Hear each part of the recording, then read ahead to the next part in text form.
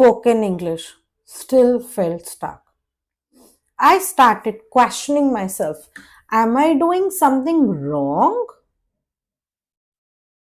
The truth is, hard work is important, but direction matters more. I was learning English like a subject, not a language. I was collecting rules but not using them.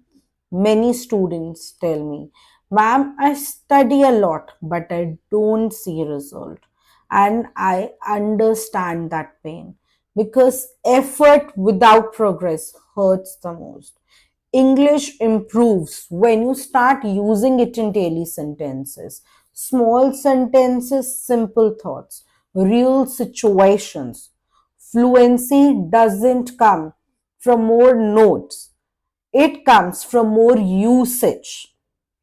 If you feel stuck today, please don't doubt your ability. You are not lazy, you just need the right approach.